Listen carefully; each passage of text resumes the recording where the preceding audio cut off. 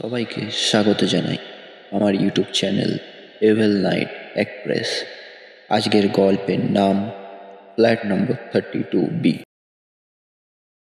আমার নাম সোনু। আমি বিহারে থাকতাম। 2 মাস আগে আমি প্রমোশন পেয়ে আমি বিহার থেকে কলকাতায় আসি।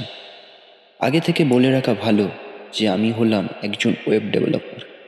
কোম্পানির তরফ থেকে কলকাতায় একটি ফ্ল্যাট পাই। এখন আমি হাওড়া জেলা সেই ফ্ল্যাটে থাকি।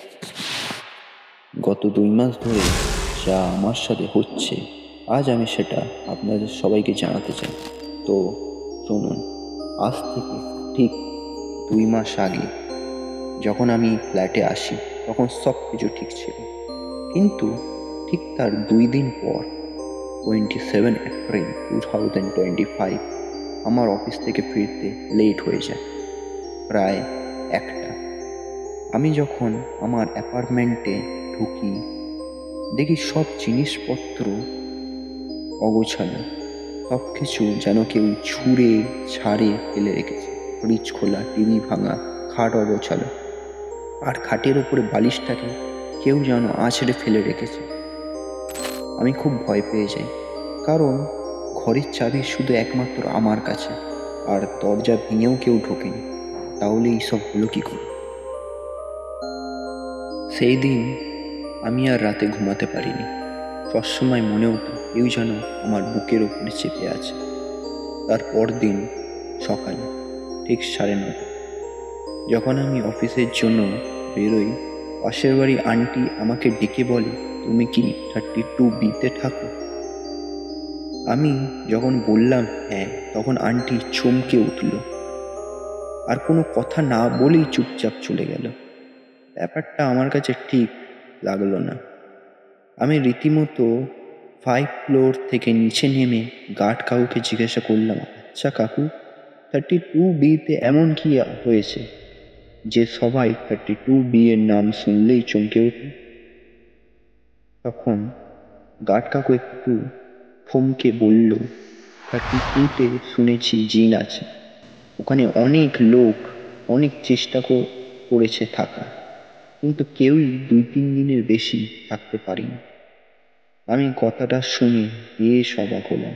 ভাবলাম আজ আর ফ্ল্যাটে যাবই না, কিন্তু উপায় নেই। অফিস শেষ, এবার তো ফ্ল্যাটে যাওয়ার পর। ফ্ল্যাটে পৌঁছে আমি দেখলাম সব কিছু নর্মাল। ভাবলাম আজকে তাড়াতাড়ি ডিনারটা করে শুয়ে পড়ি। যেমন কথা তেমন কাজ। 11:30-এর মধ্যে আমি ডিনার শেষ করে শুয়ে পড়ি। রাত তখন 2:12। আমি তখন গভীর ঘুমে। আমার কানে হঠাৎ চেবানোর আওয়াজ আসে। আমি ভয় পেয়ে যাই। আমার পাশে জলের বোতল আগাগোড়াই রাখা থাকে। আমি 1 ঘোঁট জল খেয়ে বিছানা থেকে উঠে পড়ি। আওয়াজটা ঠিক বারান্দায় ফ্রিজ যেখানে রাখা সেখান থেকে আসছে। আমি আমার রুমের গেটের সামনে চুপচাপ দাঁড়িয়ে দেখি একটা 8 ফুটেরও লম্বা কালো মানুষ ফ্রিজ থেকে কাঁচা মাংস বার করে খায়। আমি দৃশ্যটা দেখে রীতিমতন দিতে আর সামলাতে পারলাম না, আর সেন্সলেস হয়ে লুটিয়ে পড়লাম মাটি। সকাল তখন 9:20। আমার চোখ খোলে। চোখের সামনে যা দৃশ্য দেখলাম তার জন্য আমি একদমই প্রস্তুত ছিলাম।